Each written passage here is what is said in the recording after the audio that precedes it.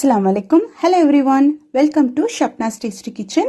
இன்னைக்கு நம்ம ஒரு லஞ்ச் அண்ட் டின்னர் ரெசிபி பார்க்க போகிறோம். ஒரு சிம்பிளான ஒரு vlogன்னு சொல்லலாம். லஞ்ச்லேருந்து நான் ஸ்டார்ட் பண்ணுறேன். அன்றைக்கி வந்து கொஞ்சம் அரேஞ்ச்மெண்ட்ஸ்லாம் இருந்துச்சு. செல்ஃப் எல்லாம் க்ளீன் பண்ணிவிட்டு ரீஅரேஞ்ச் பண்ணிகிட்டு இருந்தேன். பாத்திரத்தை எல்லாத்தையும் தொடச்சி வச்சுட்டு இருந்தேன். ஸோ அதுக்கப்புறம் வந்துட்டு டைம் ஜாஸ்தி ஆனதுனால சிம்பிளாக வந்து லஞ்ச் பண்ணலாம் அப்படின்னு சொல்லிட்டு ஐடியா பண்ணியிருந்தேன். என்ன லஞ்ச் பண்ணலாம் அப்படின்னு சொல்லி பார்க்கும்போது ஒயிட் ரைஸ் ஆல்ரெடி நான் வந்து ரைஸ் வச்சுட்டேன். ஒயிட் ரைஸ் பண்ணிவிட்டு வத்த குழம்பு பண்ணலாம். ரொம்ப சிம்பிளாக இருக்கும் குழம்பு. அதனால வந்து வத்த குழம்பு, அதுக்கப்புறம் சைட் டிஷ்க்கு பார்த்தீங்கன்னா முட்டைகோஸ் பொரியல் பண்ணிவிட்டு முட்டை வந்து அவிச்சிட்டேன். இதான் வந்து என்னோட சிம்பிளான லஞ்ச் மெனு இன்னைக்கு. அதுதான் இன்னைக்கு நீங்கள் பார்க்க போகிறீங்க. ஃபஸ்ட்டு நம்ம வந்து தக்காளி வெங்காயம் இது எல்லாமே நான் வந்து கட் பண்ணி வச்சிடலாம் அப்படின்னு சொல்லிட்டு சீக்கிரமே வந்து கட் பண்ணி வச்சுட்டு இருந்தேன். ரொம்ப டைமும் ஆயிடுச்சு. இது பார்த்தீங்க வத்த குழம்பு பார்த்தீங்கன்னா நான் சுண்டைக்காவும் மாங்காய் வத்தலும் சேர்த்துருக்கேன். நீங்கள் வந்து கொத்தரங்காய் வத்தல், கத்திரிக்காய் வத்தல் கூட நீங்கள் ஆட் பண்ணிக்கலாம். ஸோ என்கிட்ட இந்த வத்தல் தான் இருந்துச்சு, அதனால இதை ஆட் பண்ணியிருக்கேன். சின்ன வெங்காயம் ரொம்ப டேஸ்ட்டாக இருக்கும் இந்த குழம்புக்கு. பட் நான் வந்து பெரிய வெங்காயம் ஆஸ் யூஷுவல் எல்லாருக்கும் தெரியும் வத்த குழம்பு எல்லாருமே வச்சுருப்பீங்க. ஸோ அதனால நான் வந்து பெரிய வெங்காயத்தில் வச்சுருக்கேன். பூண்டு அதிகமாக சேர்த்துட்டா ரொம்ப டேஸ்டியாக இருக்கும். இந்த கொண்டைக்கடலை பார்த்தீங்கன்னா நைட் டின்னருக்காக இப்போயே நான் வந்து ஊற வச்சுட்டேன். ஒரு 5 to 6 hours இருந்தால் கூட நல்லாவே வந்து குக் ஆகிடும். ஸோ ஃபஸ்ட்டு வந்து கொண்டைக்கடலையை தேவையான அளவு எடுத்துக்கிட்டு அதை வந்து ஒன்ஸ் வாஷ் பண்ணிக்கணும். அதில் ஏதாவது இருந்துச்சுன்னா அதை வாஷ் பண்ணி எடுத்ததுக்கு அப்புறமா நான் வந்து ஊற வச்சு நம்ம தண்ணியில் ஊற வச்சிடணும். ஸோ அதை தான் இதை பண்ணிட்டு இருந்தேன்.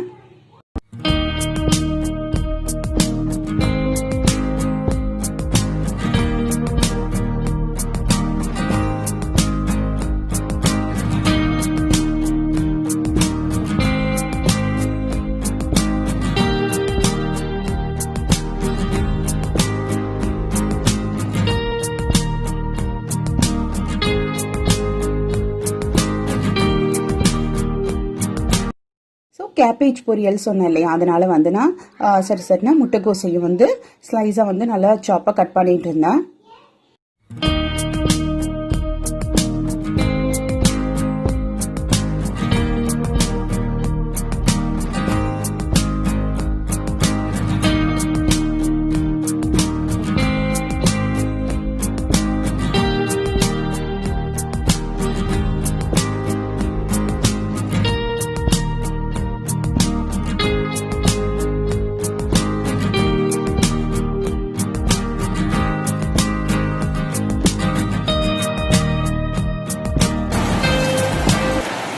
பாருங்க, சட்டுன்னு வந்து மழை ஸ்டார்ட் ஆயிடுச்சு. மார்னிங் வந்து நல்ல வெயில் இருந்தது. அதுக்கப்புறம் பார்த்தீங்க அப்படின்னா மழை வரும்னு எதிர்பார்க்கல. சட்டுன்னு வந்து ரொம்ப ஃபாஸ்ட்டாக வந்து ஸ்டார்ட் ஆயிடுச்சு மழை. கொஞ்சம் லைட்டாக தூரலாம் ஆரம்பிக்கல, ஸ்ட்ரெயிட்டாகவே வந்து நல்லா கொஞ்சம் நேரமாக மழை பெஞ்சிச்சு. மழை பெஞ்சிச்சு.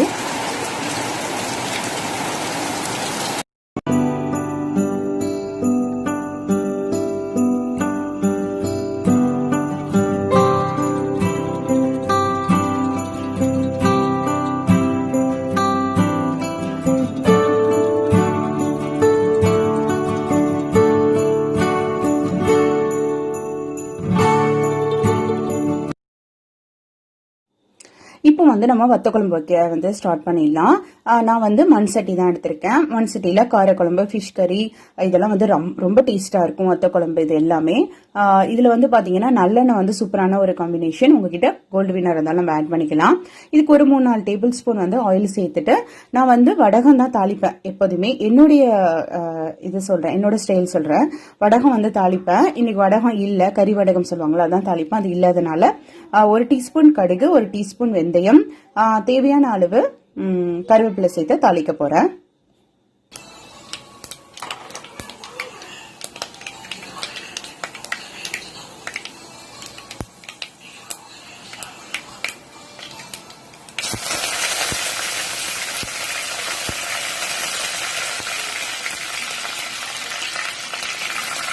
நமக்கு எவ்வளவு தேவையோ அந்த அளவுக்கு வந்து பூண்டு சேர்த்துக்கோங்க. பூண்டு வந்து நல்லா அந்த எண்ணெயிலே வந்து வதங்கட்டும்.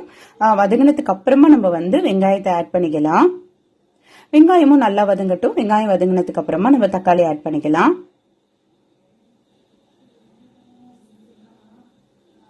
ஸோ அரை டீஸ்பூன் மஞ்சத்தூள் ஆட் பண்ணியிருக்கேன்.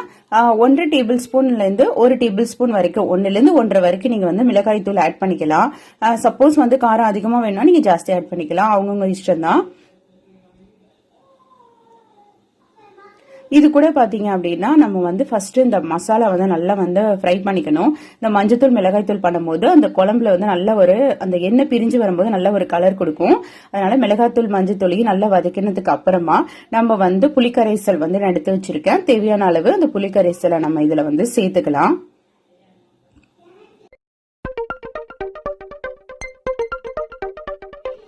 இந்த ஸ்டேஜ்ல நான் வந்து ஒரு 1 டேபிள் ஸ்பூன்ல இருந்து 2 டேபிள் ஸ்பூன் வரைக்கும் மல்லித்தூள் ஆட் பண்ணிக்கலாம். அந்த அவங்கவுங்களோட குழம்போட குவான்டிட்டி லெவல் பொறுத்து தான் மல்லித்தூள் ஆட் பண்ணிக்கணும். ரொம்ப அதிகமா ஆட் பண்ணாலும் மல்லித்தூளோட ஃபிளேவர் அதிகமா இருக்கும். சில பேர் கலந்த தூள் வந்து யூஸ் பண்ணுவாங்க இல்லையா, அப்படி இருக்கிறவங்க நீங்க அதை மட்டும் கூட யூஸ் பண்ணிக்கலாம். எல்லாமே சேர்த்துட்டு நான் இந்த ஸ்டேஜ்ல வந்து ஆல்ரெடி வந்து மாங்காய் வத்தல் வந்து ஊற வச்சிருந்தேன். ஏன்னா சீக்கிரம் வந்து குக் ஆகாது. அந்த மாங்காய் வத்தலை ஃபர்ஸ்ட் நம்ம சேர்த்துட்டு குக் பண்ண ஸ்டார்ட் பண்ணிடலாம். சைட் பை சைடு நான் வந்து முட்டையும் குக்கர்ல வச்சு வேக வச்சிடலாம்னு சொல்லிட்டு அது வந்து வச்சாச்சு.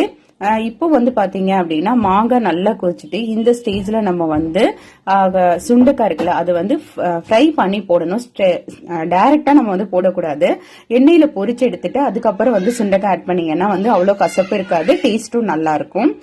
இதுவும் போட்டுட்டு ஒரு கொஞ்ச நேரம் இருந்தா போதும். எண்ணெய் லைட்டா மேல பிரிஞ்சு வரும், சிம்ல வச்சுக்கோங்க. ஸோ அந்த ஸ்டேஜ் வந்து நமக்கு பர்ஃபெக்டா இருக்கும். நம்ம வந்து கேஸை சுவிட்ச் ஆஃப் பண்ணிடலாம். இதுக்கு மேல வந்து ஒரு 3-4 டேபிள் ஸ்பூன் வந்து நான் நல்லெண்ணெய் வந்து சேர்த்திருக்கேன். ஸோ இது எல்லாமே ரொம்ப நல்லது. சுண்டக்காய் வந்து வயிற்றுல உள்ள பூச்சி எல்லாமே வந்து கொண்டுடும், அதனால ரொம்ப நல்லது. நல்லெண்ணெயும் உடம்புக்கு குளிர்ச்சி. ஸோ இது எல்லாமே ஒரு நல்ல ஒரு ரெசிபி. இது வந்து கண்டிப்பா வீக்லி ஒன்ஸ் அது நம்ம சாப்பிட்டா ரொம்ப நல்லதுதான். நம்மளுடைய வத்த குழம்பு ரெடி ஆயிடுச்சு. ஸோ இன்னைக்கு இதுதான் எங்களோட லஞ்ச் மெனு. ஸோ வாங்க நான் சாப்பிட்டுட்டு நீங்களும் சாப்பிடுங்க. சாப்பிட்டதுக்கு அப்புறமா நம்ம அடுத்தது டின்னரை பார்க்கலாம்.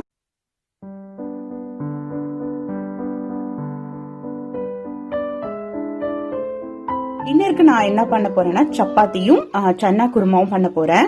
அதுக்கு ஒரு கடாயில பட்டை, கிராம்பு, ஏலக்காய் இது எல்லாத்தையும் தாளிச்சுக்கோங்க. 1 டீஸ்பூன் ஜீரகமும் சேர்த்து தாளிச்சுக்கலாம். இது வந்து பாத்தீங்கன்னா அந்த கொண்டைக்கடலை குருமா தான் நான் வைக்க போறேன்.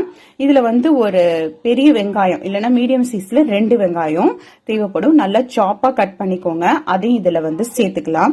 சேர்த்துட்டு வெங்காயம் வந்து நல்லா வந்து வதங்கணும். எந்த அளவுக்கு வெங்காயம் வதங்குதோ அந்த அளவுக்கு வந்து குருமா நல்ல டேஸ்டா இருக்கும். ஸோ நம்ம ஆஸ் யூஷுவல் நான் இதுக்கு முன்னாடி சன்னா மசாலா ரெசிபி போட்டிருக்கேன். ஸோ அதுவும் நான் லிங்க் டிஸ்கிரிப்ஷன்ல தரேன், நீங்க வேணா செக் பண்ணி பாருங்க. இப்போ வந்து 1 டேபிள் ஸ்பூன் இஞ்சி பூண்டு விழுது சேர்த்து அந்த பச்சை வடை போனதுக்கு அப்புறமா மிளகாய் தூள் மஞ்சத்தூள் ஆட் பண்ணிக்கிறேன். 1 டீஸ்பூன் மிளகாய் தூள், அரை டீஸ்பூன் மஞ்சத்தூள், 1 டீஸ்பூன்ல இருந்து 1.5 டீஸ்பூன் வரைக்கும் நான் வந்து மல்லித்தூள் ஆட் பண்ணியிருக்கேன். இது எல்லாமே நல்லா வந்து வதங்கணும். ஃபர்ஸ்ட் வந்து நான் சொன்ன மாதிரி நல்ல ஒரு கலர் கொடுக்கறதுக்காகவும் நல்ல ஒரு டேஸ்ட் கொடுக்கறதுக்காகவும் இந்த வெங்காயத்தோட இஞ்சி பூண்டு விழுது இந்த மசாலா எல்லாமே வந்து ஒரு 2 மினிட்ஸ் வந்து நல்லா ஃப்ரை பண்ணுங்க. இந்த ஸ்டேஜ்ல நம்ம சாப்பா கட் பண்ணி வச்சிருக்கிற தக்காளி 2 தக்காளி சேர்த்திருக்கேன். அதே இதுல ஆட் பண்ணிக்கோங்க. சன்னா மசாலா வந்து சப்பாத்தி, பட்டூரா, நான் எல்லாத்துக்கும் நல்லா இருக்கும். அதே சேம் டைம் இந்த குருமாவும் ரொம்ப நல்ல டேஸ்டா இருக்கும். கண்டிப்பா எல்லாருமே ட்ரை பண்ணி பாருங்க. ரொம்ப சிம்பிளான ஒரு டிஷ் தான் இது. இந்த தக்காளி எல்லாமே நல்லா வந்து மசியணும். இதுக்கு தேவையான அளவு நீங்க சால்ட் சேர்த்தாலும் சீக்கிரமும் தக்காளி வெந்துடும். ஸோ பாருங்க எண்ணெய் நல்லா பிரிஞ்சு வந்துட்டு இந்த ஸ்டேஜ்ல வந்துட்டு நம்ம வேக வச்சிருக்கேன். ஆல்ரெடி நான் வேக வச்சுட்டேன். அந்த கொண்டைக்கடலை இதில் ஆட் பண்ணிக்கலாம். தண்ணி சேர்க்காதீங்க, வெறும் கொண்டைக்கடலை மட்டும் சேர்த்துட்டு அந்த மசாலாவோட நல்லா ஒரு 2 மினிட்ஸ் நல்லா வந்து ஃப்ரை ஆகட்டும். இது கூட வந்து பாத்தீங்க அப்படின்னா ஒரு 2 டீஸ்பூன் வந்துட்டு நான் சன்னா மசாலா சேர்த்திருக்கேன். அந்த பவுடர் இருக்குல்ல சன்னா மசாலா பவுடர் அதை ஆட் பண்ணியிருக்கேன். அதுக்கப்புறம் ஒரு 1/4 கப் தேங்காய், ஒரு 5-6 முந்திரி எடுத்து பேஸ்டா அரைச்சு அதையும் இந்த ஸ்டேஜ்ல நீங்க ஆட் பண்ணிக்கோங்க. நம்மளுடைய மசாலா கொண்டைக்கடலை எல்லாமே குக் ஆயிட்டு அதனால ஒன்லி வந்து நம்ம இந்த தேங்காய் மட்டும்தான் அந்த பச்சை வடை போற வரைக்கும் வச்சிருக்கணும்.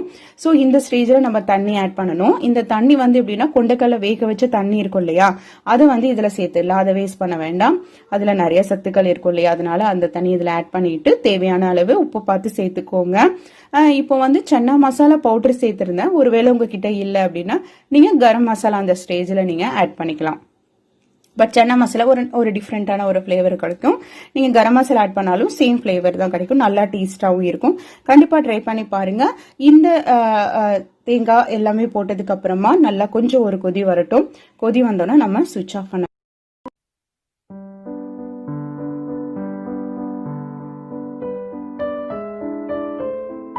குருமா வந்து இப்போ வந்து ரெடி ஆயிடுச்சு. நான் வந்து சப்பாத்தியோட சாப்பிட போறேன். நீங்களும் உங்க டின்னர் சாப்பிடுங்க. இன்னொரு நல்ல வீடியோட மறுபடியும் உங்களை மீட் பண்றேன். அது வரைக்கும் தேங்க்யூ சோ மச். என்னோட சேனலை இது வரைக்கும் சப்ஸ்கிரைப் பண்ணலாம். ப்ளீஸ் சப்ஸ்கிரைப் பண்ணுங்க. பக்கத்தில் இருக்கிற பெல் ஐக்கானே கிளிக் பண்ணிக்கோங்க. பாய்.